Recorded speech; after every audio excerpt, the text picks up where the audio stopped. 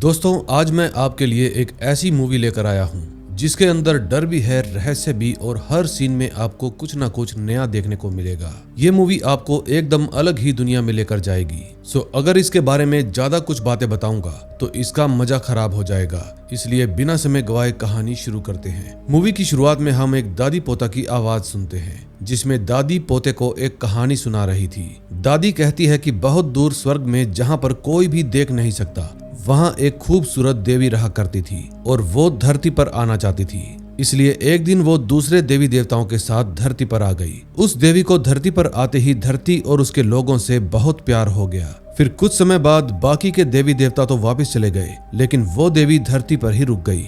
फिर धरती पर उस देवी ने एक आदमी से शादी कर ली और कुछ दिनों बाद उनके घर पर बहुत सारे बच्चे भी हो गए। लेकिन अजीब बात यह थी कि उनका कोई भी बच्चा इंसानों या देवी देवताओं जैसा नहीं दिखता था, बल्कि वो सभी भयानक जीव थे जिनसे हर कोई डरा करता था, क्योंकि उनको अलग अलग श्राप और शक्तियां मिली हुई थी और वो सब एक दूसरे के साथ लड़ते रहते थे। इसलिए वो पूरी दुनिया में फैल गए। उनको ऐसे लड़ते हुए देखकर देवी को बहुत ही ज्यादा दुख हुआ, इसलिए उसने अपने बच्चों को श्राप दे दिया। कुछ बच्चों को उसने पाताल में भेज दिया और कुछ बच्चों को उसने पहाड़ों पर फेंक दिया और उसके बाद देवी वापस से देवलोक चली गई। फिर काफी सालों बाद लोगों को उन असुरों के बारे में पता चल गया और फिर उन लोगों ने अपने मतलब के लिए उन असुरों को पूजना शुरू कर दिया। फिर दादी अपने पोते को एक गांव की कहानी सुनाती है जहां हम चोखन नाम के एक लड़के को देखते हैं। चोखन की बात करें तो चोखन इलीमाला के जंगल में रहता है और वो अनाथ भी है। आज चोखन अपनी भैंसों को चराते हुए जंगल के पास वाले गांव में आ गया, जहां पर थप्पन नाम का एक बहुत ही बड़ा जिम्मेदार रहता था। थप्पन छुआछूत में बहुत ही ज्यादा विश्वास करता है और वो जंगल से किसी भी इंसान को अपने घर के आसपास भटकने तक नहीं देता, क्योंकि उसको हमेशा से ही ये लगता है कि जंगल के लोग उनके लिए शुभ नहीं है। एक दिन चोखन थप्पन के घर के पास जाता है जहां पर थप्पन कुछ लोगों के साथ व्यापार कर रहा था। जैसे ही थप्पन चोखन को देखता है तो वो ठीक उसी वक्त चोखन को भगा देता है। लेकिन थप्पन की पत्नी नांगा कुट्टी ऐसी बिल्कुल भी नहीं थी। वो बहुत ही साफ दिल की औरत थी और चोखन को अपने पास बुलाकर खाना भी खिलाया करती थी। एक दिन जब नांगा कुट्टी चोखन को खाना खिला रही थी तो वो चोखन से पूछती है कि क्या तुम्हें जंगल से डर नहीं लगता, क्योंकि मैंने सुना है कि वहाँ पर चाथन नाम का एक असुर रहता है। फिर चोखन नांगा कुट्टी को बताता है कि वो असुर किसी को भी नुकसान नहीं पहुंचाता। ये बात सुनकर नांगा कुट्टी उससे पूछती है कि आखिर तुम्हें उसके बारे में कैसे पता, लेकिन चोखन उसको कुछ भी नहीं बताता और अपना खाना बीच में ही छोड़कर वहां से चला जाता है। उसके जाने के बाद नांगा कुट्टी देखती है कि चोखन जंगल से लाए हुए अपने आम वहीं पर छोड़ गया। इसलिए नांगा कुट्टी उसकी पोटली में से एक आम उठाकर खा लेती है, ये जानने के बावजूद भी कि जंगल की कोई भी चीज को इनके घर में लाना मना है। तभी चोखन एक गुफा के अंदर जाता है जो कि चाथन नाम के असुर की थी। दरअसल जो कोई भी इस चट्टानी गुफा के पास जाता था वो कभी भी लौट कर वापिस नहीं आता, लेकिन चोखन चाथन का बहुत ही अच्छा दोस्त था, क्योंकि वो चाथन को उसका सबसे पसंदीदा खाना जो लाकर देता था और फिर बदले में चाथन चोखन को कुछ हीरे दिया करता था। इलीमाला जंगल के लोग भी चाथन की पूजा किया करते थे, चाहे लालच में या फिर डर की वजह से। दूसरी तरफ नांगा कुट्टी जब थप्पन के लिए खाना परोसने जाती है तो थप्पन देखता है कि नांगा कुट्टी के हाथों से आम की खुशबू आ रही है। फिर वो समझ जाता है कि नांगा कुट्टी ने जंगल से लाए हुए आम खाए होंगे, इसलिए वो नांगा कुट्टी पर बहुत ज्यादा गुस्सा करने लगता है और खुद को शुद्ध करने के लिए अपने तालाब में नहाने के लिए चला जाता है। फिर तालाब के पास जाकर थप्पन देखता है कि चोखन पहले से ही उस तालाब के अंदर नहा रहा है। उसको देखकर थप्पन को बहुत ज्यादा गुस्सा आ जाता है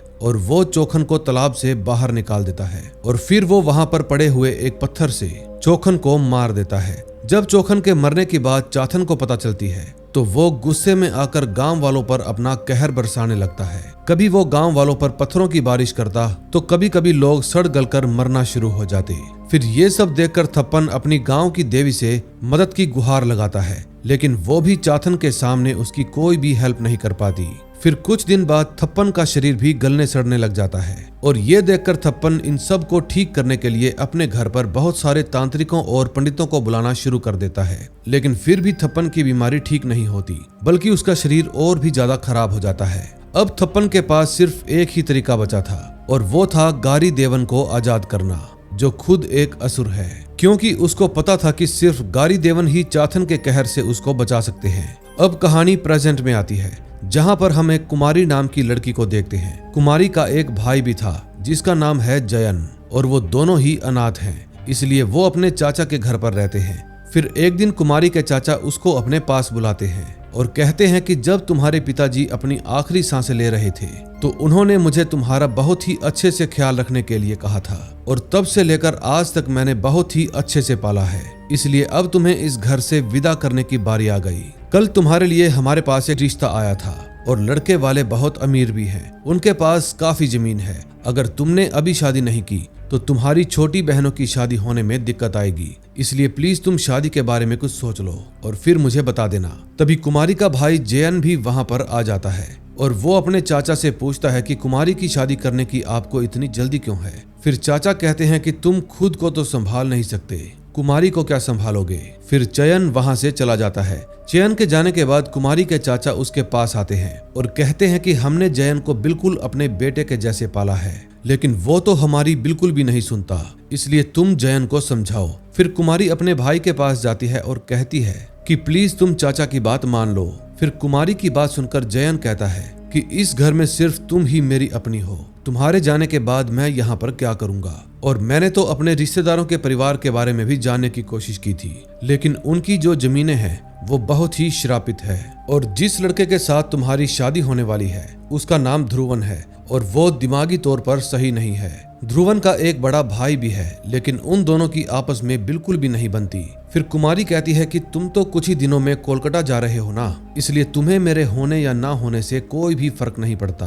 फिर जयन भी कुमारी की शादी के लिए मान जाती है और उसकी शादी के लिए हाँ बोलती है। तभी कुछ दिनों बाद कुमारी और ध्रुवन की शादी हो जाती है। जयन इन सब से ज्यादा खुश नहीं था, लेकिन वो कुमारी की मर्जी के आगे कुछ भी बोल नहीं पाता। फिर जब कुमारी अपने ससुराल जाने लगती है तो उनके गांव की एक बूढ़ी औरत उसकी गाड़ी को आकर रोक लेती है और कहती है कि वहां पर मत जाओ, वो जगह श्रापित है। लेकिन ध्रुवन के पिता जल्दी से अपनी गाड़ी को आगे बढ़ा लेते हैं। उनके ऐसे बर्ताव से कहीं न कहीं पता चल रहा था कि वो कुमारी से कुछ छुपा रहे हैं। फिर रात तक कुमारी अपने ससुराल पहुंच जाती है। तभी हम देखते हैं कि ध्रुवन के पिता जल्दी से पूजा पाठ करने के लिए चले जाते हैं और पूजा के नाम पर एक मुर्गे की बलि भी दे देते हैं। इस समय कुमारी भी अपने रूम के अंदर से ये सब कुछ देख रही थी। फिर वो ध्रुवन से इसके बारे में पूछती है, लेकिन ध्रुवन कुमारी की एक भी बात का जवाब नहीं देता। तभी नेक्स्ट डे जब कुमारी अपने घर के आसपास टहल रही थी तो जंगल में वो चोखन को देखती है। फिर वो चोखन के पास जाने की कोशिश करती है, लेकिन तभी अछूतन की पत्नी लक्ष्मी आकर कुमारी को उस जंगल में आने से रोक देती है और उसको अपने साथ लेकर अपने तालाब पर चली जाती है। फिर कुमारी लक्ष्मी से पूछती है कि आखिरकार हम जंगल में क्यों नहीं जा रहे। फिर लक्ष्मी जवाब देती है कि आज से 12 पीढ़ियों पहले इस घर का मुखिया थप्पन हुआ करता था, जिसने इस तालाब के पास एक अनाथ बच्चे को मार डाला था, और वो बच्चा जंगल में मौजूद एक असुर जिसका नाम चाथन था उसका बहुत अच्छा दोस्त था। फिर उसके मरने के बाद चाथन को बहुत ही ज्यादा गुस्सा आ गया और फिर उसने इस गांव पर कहर बरसाना शुरू कर दिया, जिसके कारण बहुत सारे लोग मारे गए। लेकिन फिर थप्पन ने किसी दूसरे असुर गारी देवन को पूजना शुरू कर दिया और आज तक गारी देवन इन गांव वालों को बचाते हुए आ रहा है। लेकिन कुमारी को लक्ष्मी की एक भी बात सच नहीं लगती। तभी रात को कुमारी के सपने में एक औरत आती है जिसके हाथ में एक खून से लथपथ बच्चा था। दरअसल कुमारी के सपने वाली औरत नागा कुट्टी थी जो उसको कुछ बताने की कोशिश कर रही थी। तभी डरावना सपना देखने के कारण कुमारी की आंख खुल जाती है और वो देखती है कि ध्रुवन अभी भी जागा हुआ है। फिर कुमारी ध्रुवन को बताती है कि मुझे एक डरावना सपना आया था, इसलिए मेरी आंख खुल गई। फिर ध्रुवन कुमारी को हाथ में पकड़ने वाली एक छोटी सी लकड़ी देता है और कहता है कि तुम इसको पकड़ कर सो जाओ, फिर तुम्हें बुरे सपने नहीं आएंगे। अब कुमारी ध्रुवन का कहना मानकर उस लकड़ी को पकड़कर सो जाती है। अगले दिन जब कुमारी जंगल के पास थी तो वो देखती है कि ध्रुवन कुछ बच्चों के साथ खेल रहा है। बच्चे भी ध्रुवन के साथ काफी खुश नजर आ रहे थे और ये सब देखकर कुमारी को बहुत अच्छा लगता है। अब उसको समझ में आ गया था कि ध्रुवन बुरा इंसान नहीं है, बल्कि वो एक अच्छा इंसान है। अगले सीन में हम देखते हैं ध्रुवन के पिता के पास कुछ किसान लोग आए हुए थे जो उनकी जमीन पर ही काम किया करते थे, लेकिन किसान बहुत नाखुश थे क्योंकि उनको उतने पैसे नहीं मिल रहे थे जितने मिलने चाहिए थे। फिर उन किसानों को अपने पिता के सामने बोलता हुआ देखकर ध्रुवन को गुस्सा आ जाता है और जब वो उन किसानों को समझाने के लिए जाता है तो ध्रुवन के पिता उल्टा उसको ही लात मारकर नीचे गिरा देते हैं और फिर वो और अछूतन उन सब के आगे ध्रुवन की बुराई करने लगते हैं। उस समय कुमारी भी घर की खिड़की से ये सब कुछ देख रही थी और उसको ध्रुवन के लिए बहुत बुरा भी लगता है। तभी रात को जब ध्रुवन अपने कमरे में आता है तो वहां आकर वो अपनी लकड़ी को ढूंढने लगता है जो वो हर रोज अपने हाथ में लेकर सोया करता था, लेकिन वो लकड़ी तो कुमारी के पास थी। वो ध्रुवन से पूछती है कि आखिर तुम्हें उसकी इतनी जरूरत क्यों है।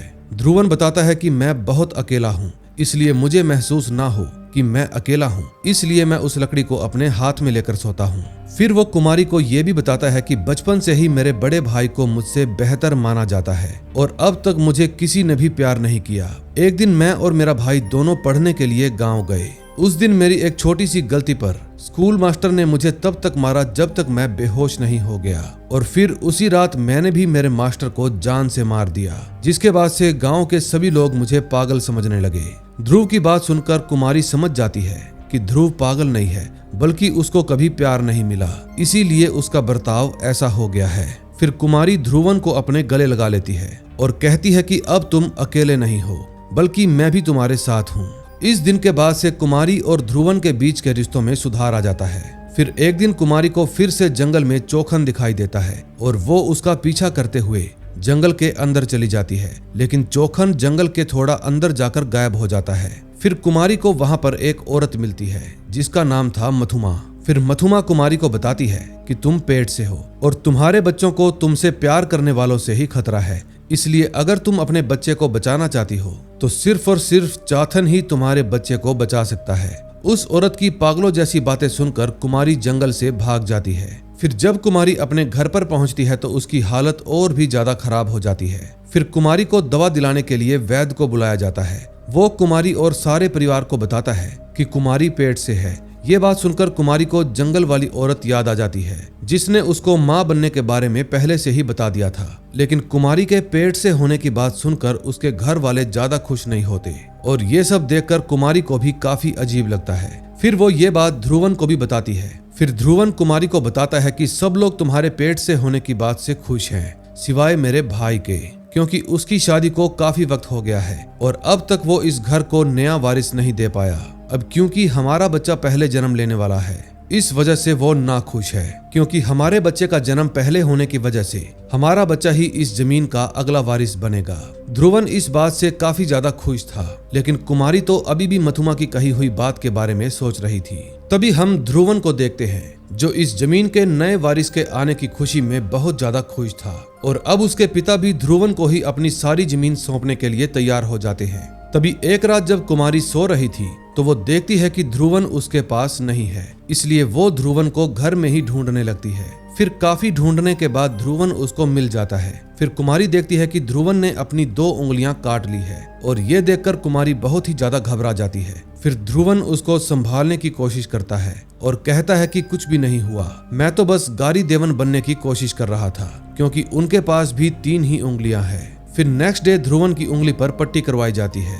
उस समय अछूतन भी ध्रुवन के पास ही खड़ा था। फिर वो ध्रुवन को कहता है कि तुम अपने मन में गलत फहमियां पालना बंद कर दो, क्योंकि अगला वारिस मैं ही बनने वाला हूँ। अछूतन की बात सुनकर उसके पिता उसको डांट देते हैं और कहते हैं कि तुम्हें एक मौका मिल चुका है और तुमने वो मौका गवा दिया, इसलिए अब से तुम भी ध्रुवन को अपना मालिक समझना शुरू कर दो। अछूतन को अपने पिता की ये बात बहुत ही बुरी लगती है। फिर वहां से जाते जाते अछूतन अपनी पत्नी लक्ष्मी को बहुत ही बुरा भला सुनाकर जाता है, क्योंकि वो उसको इस जमीन का वारिस नहीं दे पाई। फिर अछूतन एक और औरत के पास जाता है जिसका नाम प्रिजतम है। वो अछूतन को कहती है कि अगर तुम्हें अगला वारिस बनना है तो तुम्हें चाथन की हेल्प लेनी होगी, नहीं तो तुम्हारा भाई ध्रुवन तुमसे पहले वारिस बन जाएगा। अछूतन को भी परिजन की बात सही लग रही थी।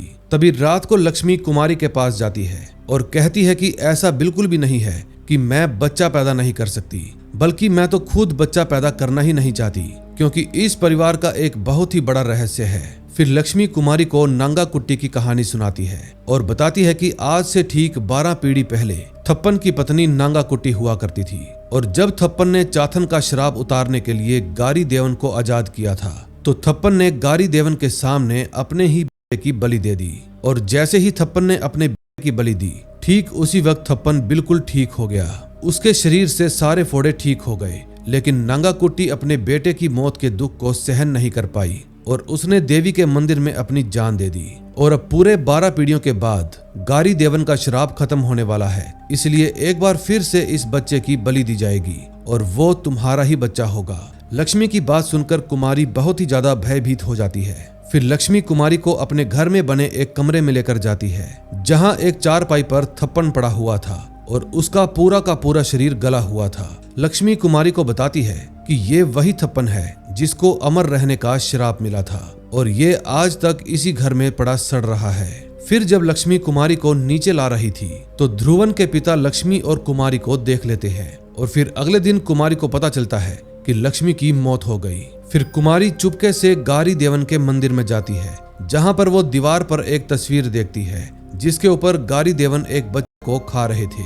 ये देखकर कुमारी समझ जाती है कि लक्ष्मी सच बोल रही थी। फिर कुमारी जंगल में जाकर मथुमा से मिलती है। मथुमा कुमारी को कहती है कि मुझे पता था कि तुम वापस जरूर आओगी और सिर्फ चाथन ही तुम्हारे बच्चे को बचा सकता है, लेकिन जब मैं तुम्हें चाथन के पास लेकर जाऊंगी तब तुम्हें वहां से पीछे नहीं हटना। फिर मथुमा कुमारी को चाथन की गुफा में लेकर जाती है और जैसे ही कुमारी गुफा के अंदर प्रवेश करती है वहां उसको चाथन मिल जाता है, जो कि दिखने में काफी ज्यादा डरावना था। फिर चाथन कुमारी को एक छोटी सी मूर्ति देता है और उस मूर्ति को लेकर कुमारी गुफा से बाहर आ जाती है। फिर बाहर आने के बाद मथुमा कुमारी को बताती है कि तुम इस मूर्ति को अपने घर के पास दफना देना, जिसके बाद चाथन तुम्हारे बच्चे की हेल्प करेगा। फिर घर वापस आने के बाद कुमारी ठीक ऐसा ही करती है और अपने घर के बाहर उस मूर्ति को दफना देती है।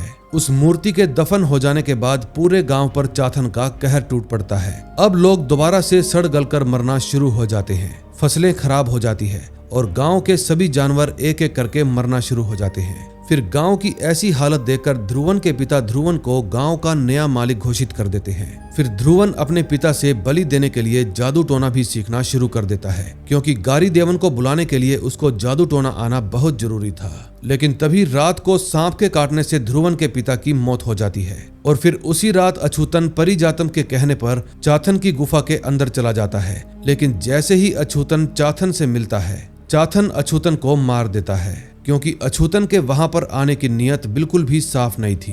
तभी रात को ध्रुवन के घर के ऊपर बड़े बड़े पत्थर गिरना शुरू हो जाते हैं। फिर एक आदमी ध्रुवन के पास आकर बताता है कि आपके घर के बाहर आग लग गई है। फिर ध्रुवन अपने घर के बाहर जाता है तो उस आग को देखकर वो समझ जाता है कि ये किसी और ने नहीं बल्कि चाथन ने लगाई है। फिर अगले दिन ध्रुवन अपने गांव के सभी आदमियों को बहुत ही बेरहमी से पीटना शुरू कर देता है, क्योंकि उसको शक था कि ये लोग चाथन की हेल्प कर रहे हैं, लेकिन उन लोगों से उसको कुछ भी पता नहीं चलता। अब ध्रुवन को लगने लगता है कि जरूर जंगल में रहने वाले कबीले के लोग चाथन की हेल्प कर रहे होंगे। दरअसल गांव वाले लोग गारी देवन को पूजते हैं और कबीले वाले लोग चाथन को पूजते हैं, और यही कारण था जिस वजह से ध्रुवन का शक कबीले के लोगों पर चला जाता है। फिर ध्रुवन थप्पन के पास जाता है और कहता है कि मैं जंगल में कबीले वालों पर हमला करने वाला हूँ, क्योंकि वो चाथन की हेल्प कर रहे हैं। उसकी बात सुनकर थप्पन उसको ऐसा करने से मना करता है, लेकिन फिर भी ध्रुवन अपने गांव वालों को साथ लेकर कबीले की तरफ निकल जाता है। अब ध्रुवन अपना आपा खो चुका था। फिर वो सब थोड़ी ही देर में कबीले में पहुंच जाते हैं और वहां पर तबाही मचाना शुरू कर देते हैं। ध्रुवन के लोग कुछ कबीले वालों को बहुत ही बेरहमी से मार देते हैं और बहुत सारे लोगों को घायल भी कर देते हैं। फिर ध्रुवन मथुमा को कहता है कि अगर तुमने चाथन के साथ मिलकर मेरे गांव को खत्म करने की कोशिश की तो मैं तुम्हारे पूरे कबीले को जला दूंगा और तुम्हारा चाथन सिर्फ देखता रह जाएगा। मथुमा ध्रुवन की इस बात को सुनकर जोर जोर से हंसने लगती है और कहती है कि हम नहीं बल्कि तुम्हारी बीवी खुद अपने बच्चे को बचाना नहीं चाहती। ये बात सुनकर ध्रुवन और भी ज्यादा गुस्से में आ जाता है। अब वो मथुमा को मारने ही वाला था, तभी मथुमा जोर जोर से चिल्लाना शुरू कर देती है, क्योंकि वो चिल्ला चिल्लाकर चाथन को बुला रही थी।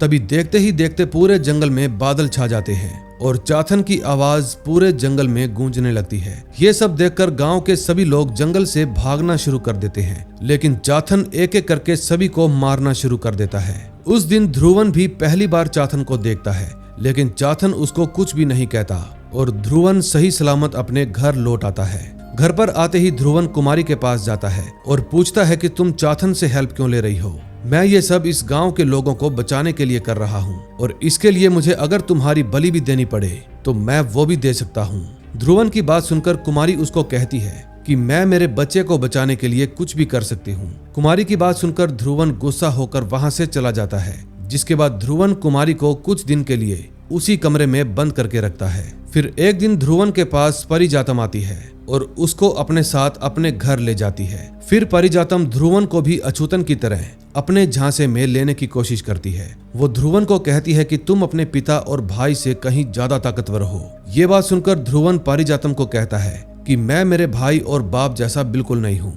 और अगर अब की बार तुमने फिर से मुझे अपने झांसे में लेने की कोशिश की तो मैं तुम्हें यहीं पर मार दूंगा। फिर ध्रुवन की बात सुनकर पारिजातम जोर जोर से हंसने लगती है और कहती है कि तुम्हारा भी वही हश्र होगा जो बाकी लोगों का हो रहा है। फिर गुस्से में आकर ध्रुवन वहां से चला जाता है। फिर अगले दिन जब कुमारी अपने रूम में थी तो जयन कुमारी से मिलने के लिए आता है। कुमारी जब जयन को देखती है तो वो अपने आंसू रोक नहीं पाती और अपने भाई को अपने साथ जो कुछ भी हुआ उसके बारे में सब कुछ बता देती है। फिर ये बात सुनकर जयन कहता है कि मैं तुम्हें यहाँ से ले जाऊंगा। फिर वहां से निकलकर वो सीधा ध्रुवन के पास जाता है और उसको मारना शुरू कर देता है, लेकिन ध्रुवन जयन पर भारी पड़ता है और जयन को ही जान से मार देता है। जब ये बात कुमारी को पता चलती है तो वो अपने भाई की मौत को सहन नहीं कर पाती और जोर जोर से रोना शुरू कर देती है। फिर जब कुमारी थप्पन के पास जाती है तो थप्पन कुमारी को कहता है कि हमारा नया वारिस जल्दी से जन्म लेने वाला है, लेकिन उससे पहले तुम्हें कुछ करना होगा।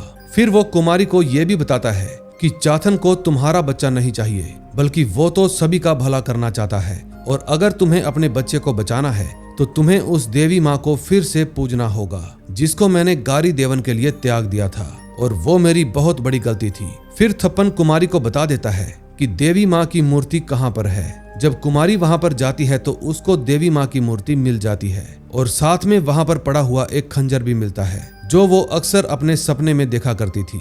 फिर कुछ ही दिनों बाद कुमारी एक लड़के को जन्म देती है। अब ये लड़का उसके लिए एक नई उम्मीद लेकर आया था। अब क्योंकि आज पूर्णिमा थी इसलिए ध्रुवन गारी देवन की पूजा में लग जाता है। वो जानता था कि गारी देवन बच्चे को लेने के लिए आज ही आएंगे, इसलिए डर के मारे कुमारी चाथन के पास जाती है, लेकिन बीच रास्ते में ही ध्रुवन उसको रोक लेता है और उसके हाथ से वो बच्चा छीन लेता है। फिर वो उस बच्चे को अपनी पूजा में लेकर जाता है। फिर थोड़ी ही देर में वहां पर गारी देवन भी आ जाता है जो कि बच्चा लेने के लिए ही आया था। अब गारी देवन कुमारी के बच्चे को खाने ही वाला था, तभी वहां पर चाथन भी आ जाता है। सबसे पहले चाथन ध्रुव को दूर फेंक कर मारता है और फिर गारी देवन और चाथन में लड़ाई शुरू हो जाती है। गारी देवन इस बार भी चाथन पर भारी पड़ रहा था, लेकिन तभी वहां पर कुमारी भी आ जाती है जिसके पास वो खंजर था। वहां आते ही वो गारी देवन पर हमला कर देती है, जिससे गारी देवन थोड़ा कमजोर पड़ जाता है, लेकिन फिर भी गारी देवन कुमारी पर हमला कर देता है और उसका गला पकड़कर उसको जमीन से ऊपर हवा में उठा लेता है। अब कुमारी जिंदगी और मौत के बीच झूल रही थी, लेकिन तभी चाथन आकर गारी देवन को कुमारी से दूर कर देता है और फिर उसको बहुत बुरे तरीके से मारना शुरू कर देता है। अब गारी देवन काफी ज्यादा कमजोर पड़ गया था, लेकिन तभी ध्रुवन को भी होश आ जाता है। फिर वो चाथन पर देवी वाले खंजर से हमला कर देता है, लेकिन चाथन तो उल्टा ध्रुवन को ही मारकर दूर गिरा देता है और गारी देवन को लेकर उसके काले कुएं के अंदर कूद जाता है। अब गारी देवन की तो मौत हो गई थी, लेकिन ध्रुवन अभी भी जिंदा था और अपने ही बच्चे की जान लेने पर तुला था। उसका मानना था कि अगर उसने अपने बच्चे की जान ले ली तो गारी देवन के पास फिर से शक्तियां बढ़ जाएंगी, लेकिन कुमारी ऐसा होने ही नहीं देती। वो देवी वाले खंजर को ध्रुवन की छाती में गाड़ देती है और उसकी भी वहीं पर मौत हो जाती है। अब कुमारी के बच्चे को किसी से भी खतरा नहीं था, क्योंकि उसके सभी दुश्मन मारे जा चुके थे।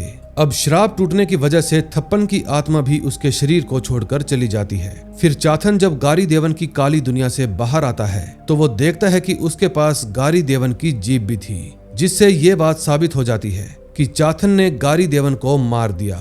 फिर कुमारी गांव की नई जमींदार बन जाती है। अब कुमारी पिछले वाले जमींदार की तरह लोगों पर अत्याचार तो बिल्कुल भी नहीं करती थी, बल्कि वो तो गांव वालों को अपना हक दिलाने में लगी थी। एक दिन कुमारी के बेटे को जंगल में चोखन की आत्मा दिखाई देती है जो उसको जंगल में बुला रही थी, और इसका साफ साफ मतलब यही था कि अब कुमारी का बेटा भी चाथन का दोस्त बनने वाला है। और इसी के साथ इस मूवी का एंड हो जाता है। दोस्तों, अगर आपको ये कहानी अच्छी लगी हो तो प्लीज वीडियो को लाइक करके चैनल को सब्सक्राइब कर दें। हम मिलेंगे ऐसी ही और मजेदार मूवी के साथ। Till then bye bye.